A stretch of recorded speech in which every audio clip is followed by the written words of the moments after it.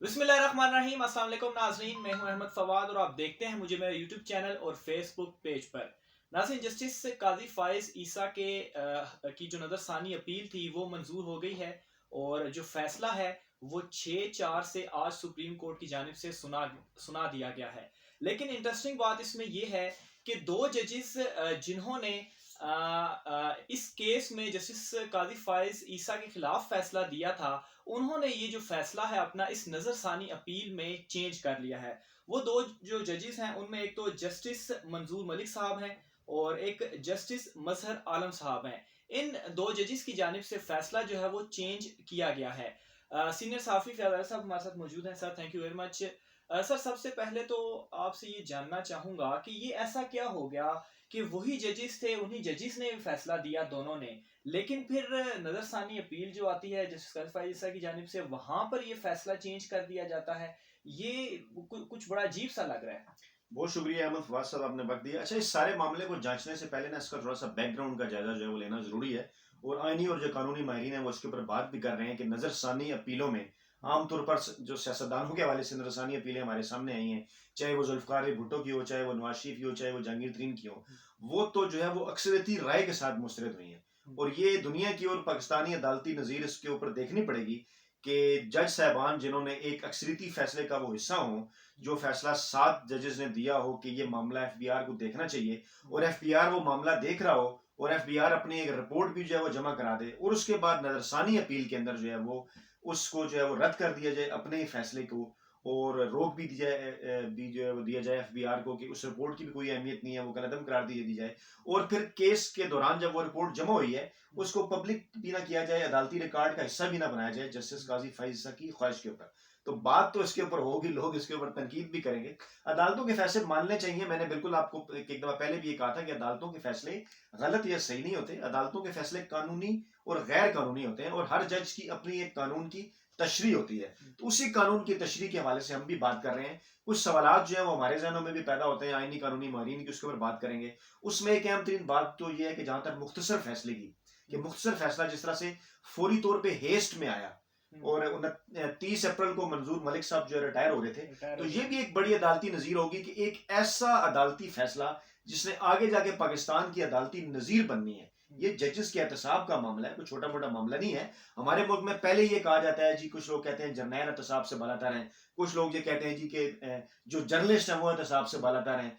आप देखिए, आमतौर पे वो जो लोग कहते थे, अब हम आज कुछ लोग ये भी कहने में मजबूर हैं कि फिर जजेस भी जो है वो एहतसाब से बालातर हैं। फिर पीछे सियासतदान रह जाते हैं, लेकिन वहां भी ये मामला है कि सियासतदानों का अगर एहतसाब हो भी, तो आज मियाँ साहब जो है वो बाहर बैठे हुए हैं, यानी सियासतदान भी एहतसाब से बालातर है।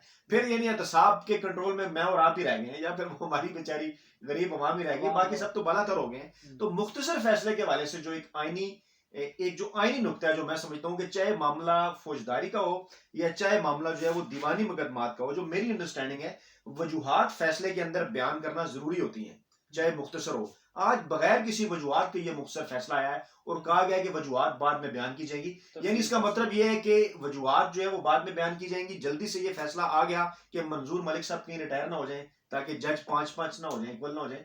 और दूसरी इसमें एक इंपॉर्टेंट बात हो रहा है जिसे अभी तक उस तरह से इंटरप्रेट नहीं किया गया।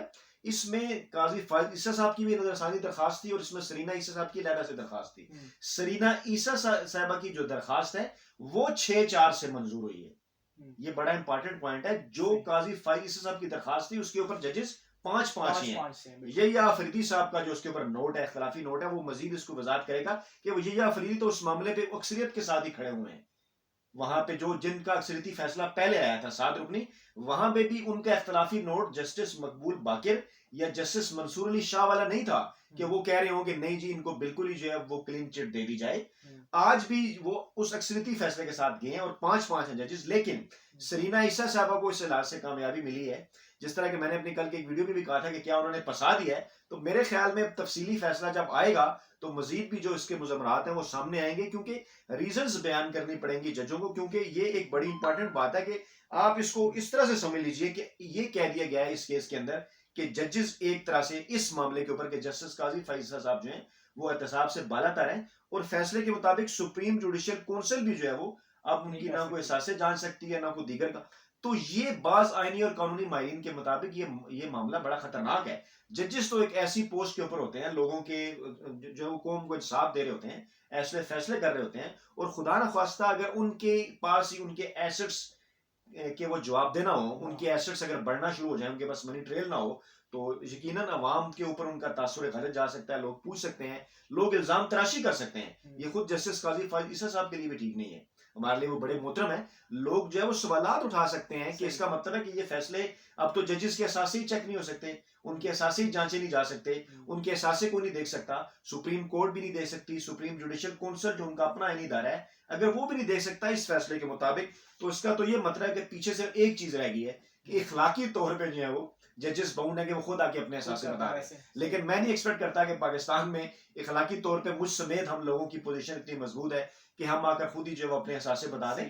तो ना ही आप ये एक्सपेक्ट करें और ना ही मैं ये एक्सपेक्ट कर रहा हूँ कि अब जस्टिस काजी फाइज साहब या उनकी अहलिया सामने आएंगे और वो कहेंगे कि जी बिल्कुल हमारे हक में तो फैसला हो गया है, लेकिन अब इखलाकी तौर पर हम ये मनी ट्रेल दे रहे हैं। क्योंकि टेक्निकली अभी तक उन्होंने ये नहीं बताया, ये तो उन्होंने बता दिया कि फलां अकाउंट से पैसे गए, बाकी एफबीआर की रिपोर्ट भी उन्होंने पब्लिक नहीं करने दी, ना वही ना रिकॉर्ड का हिस्सा बनने दिया। उन्होंने अभी तक ये नहीं बताया कौम को कि ये जो फ्लैट खरीदे गए इसके लिए रकम कहां से आई। मनी ट्रेल की बात है ना, आप सारी दुनिया से पूछते हैं, सियासतदानों से पूछते हैं, साफियों से पूछते हैं, मुझसे पूछते हैं, आपसे पूछते हैं, लोगों से पूछते हैं। यानी अब अगर आप खुद ये इस बात को ना बता सकें तो कल इखलाकी तौर पे आप किसी ये बात पूछ भी नहीं सकते कि हाँ भाई आपकी फलां जायदाद है, उसकी जो है वो मनी ट्रेल जो है वो कहां से आई। तो ये मामला टेक्निकली मैं ये समझता हूँ कि टेक्निकल ग्राउंड्स के ऊपर तो उनकी जीत हुई है। जैसा कि इस केस का मैं कंपैरिजन अगर नवाज शरीफ साहब के केस के साथ करूं, तो वो भी एक सियासतदान थे, मॉरली उन्हें सामने आना चाहिए था। नवाज शरीफ साहब से आपने बात की तो कुछ सोशल मीडिया पे इस हवाले से बातचीत चल रही है कि शायद जब जस्टिस काजी फाइज ईसा साहब जो है वो चीफ जस्टिस बने तो उस वक्त नवाज शरीफ ने अपने केसेस में नजरसानी अपीलें दायर नहीं की, तो क्या पता वो उस वक्त अपीलें दायर करें और बड़ी जिस तरह से खुशी भी मनाई गई जस्टिस काजी फाइज ईसा के जो आज उनके हक में फैसला आया। तो माजी में भी इस तरह से कुछ हमें वो जस्टिस इफ्तिखार साहब की कुछ मिसालें जो हैं वो मिलती हैं कि कहीं नवाज शरीफ साहब को भी कहीं इनके चीफ जस्टिस बनने के बाद कुछ इस तरह से मामलात क्या कैसे देख रहे हैं आप? देखिए वो नजरसानी अपीलें थी जो कि मुशर्रफ दौर में जो है वो उनकी जायदादें जब्त की गई थी, उनके ऊपर केसेस थे।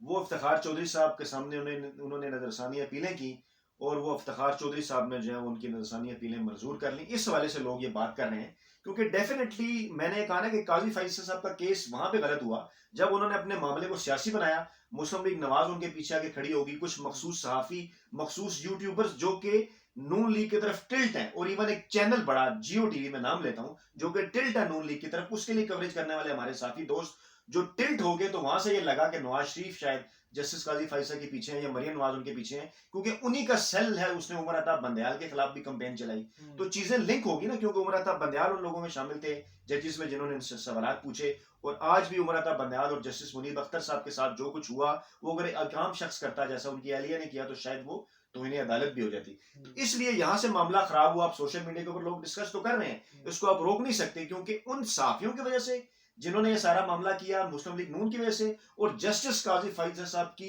हुकूमत के ऊपर की गई, इमरान खान के ऊपर की गई खामखा की तनकीद के बायस उन्होंने अपना केस सियासी बनाया और अब लोग इसके ऊपर बात कर रहे हैं क्योंकि लोग भी जाहिर बात है अपना केस सियासी बनाएंगे। लोग आज ये बात कर रहे हैं जी इसका मतलब है जस्टिस काजी फाइज साहब जब चीफ जस्टिस ऑफ पाकिस्तान बनेंगे तो शायद उनके सामने मियां नवाज शरीफ की जो सजा वाली नरसानी अपीलें हैं वो लग जाए और उन्हें को फायदा मिल जाए। लेकिन इखलाकी तौर पे अब मैं ये समझता हूं कि इतनी बड़ी बड़ी जब बातें हो जानी चाहिए तो जो लोग आज ये दावा कर रहे हैं कि सदर को रिजाइन कर देना चाहिए, उन्होंने रेफरेंस भेजा है, मेरे ख्याल में रिजाइन अब बनता है इखलाकी तौर पे जस्टिस काजी फाइज ईसा साहब का।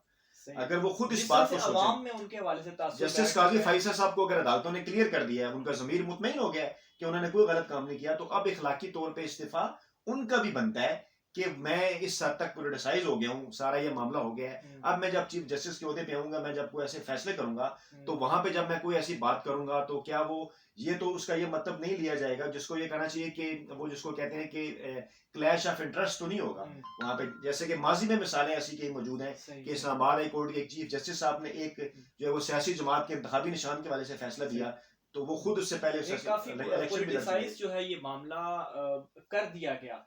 पहले तो सिंपल ये केस था, और लेकिन इसमें जस्टिस काजी फाइजा साहब, उनकी बेगम सरीना ऐसा और उन साफी यूट्यूबर्स और टीवी चैनल का किरदार है, मैं समझता किरदार हूँ। सही। और ये मुस्तकबिल में जो है वो बल्कि अभी भी इसके बड़े असरात जो हैं वो हो रहे हैं लोगों पर, और जिस तरह से अवाम इसको डिस्कस कर रही है सोशल मीडिया पर, तो मुस्तकबिल के हवाले से ये किस तरह से अपने असरात छोड़ता है, उस हवाले से भी जो चीज़ें होती रहेंगी, डिस्कशन जो है वो आपके साथ सर जारी रहेगी।